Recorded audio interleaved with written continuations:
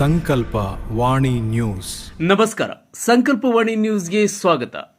ಮಾನ್ವಿ ಪಟ್ಟಣದ ವಾರ್ಡ್ ಸಂಖ್ಯೆ 2ರ ನೇತಾಜಿ ಶಾಲೆಯ ಹಿಂಭಾಗದಿಂದ ವಾರ್ಡ್ ಸಂಖ್ಯೆ 3ರ ಜ್ಞಾನಜ್ಯೋತಿ ಶಾಲೆಯವರೆಗೆ ರಸ್ತೆ ಹಾಗೂ ಚರಂಡಿ ನಿರ್ಮಾಣ ಕಾಮಗಾರಿ ಕೈಗೊಳ್ಳುವಂತೆ ಆಗ್ರಹಿಸಿ ಕನ್ನಡ ಸೇನೆ ಕರ್ನಾಟಕ ಸಂಘಟನೆಯ ಪದಾಧಿಕಾರಿಗಳು ಮಂಗಳವಾರ ಪುರಸಭೆ ವ್ಯವಸ್ಥಾಪಕ ನರಸಿಂಹಲು ಅವರಿಗೆ ಮನವಿ ಸಲ್ಲಿಸಿದರು.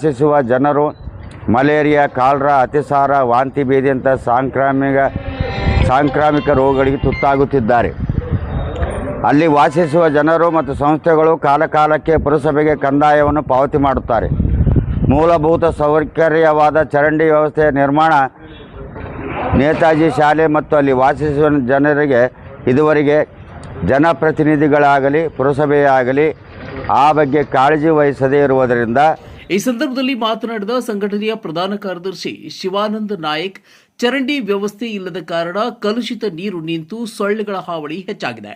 ಇದರಿಂದ ಶಾಲಾ ಮಕ್ಕಳು ಹಾಗೂ ಸಾರ್ವಜನಿಕರು ಮಲೇರಿಯಾ, ಕಾಲರಾ, ಅತಿಸಾರ ಸೇರಿದಂತೆ ವಿವಿಧ ಸಾಂಕ್ರಾಮಿಕ ರೋಗಗಳ ಭೀತಿಯಲ್ಲಿ ಬದುಕುವಂತಾಗಿದೆ ಎಂದು ಹೇಳಿದರು. ಇನ್ನು ಜನಪ್ರತಿನಿಧಿಗಳು ಹಾಗೂ ಪುರಸಭೆ ಅಧಿಕಾರಿಗಳು ಕೂಡಲೇ ಸ್ಥಳ ಪರಿಶೀಲನೆ ನಡೆಸಿ ರಸ್ತೆ ಮತ್ತು ಚರಂಡಿ ನಿರ್ಮಾಣ ಕಾಮಗಾರಿ ಆರಂಭಿಸಬೇಕು.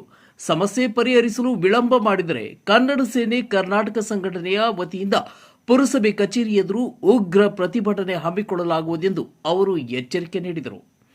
ಇನ್ನು ಈ ಸಂದರ್ಭದಲ್ಲಿ ತಾಲೂಕಾ ಅಧ್ಯಕ್ಷ ಬಸವರಾಜ್ ಮೈಲಾರಿ, ಯುವ ಘಟಕದ ಜಿಲ್ಲಾ ಅಧ್ಯಕ್ಷ ವೀರೇಶ್ ವಿಶ್ವಕರ್ಮ, ನಗರ ಘಟಕದ ಅಧ್ಯಕ್ಷ ಶೇಖ್ ಮುಸ್ತಫಾ, ಕನ್ನಡದ ಕಟ್ಟಾಳು ದೊಡ್ಡಪ್ಪ ಹೂಗಾರ್ ಸೇರಿದಂತೆ ಸಂಘಟನೆಯ ಪದಾಧಿಕಾರಿಗಳು, ಕಾರ್ಯಕರ್ತರು, ಸದಸ್ಯರು ಉಪಸ್ಥಿತರಿದ್ದರು.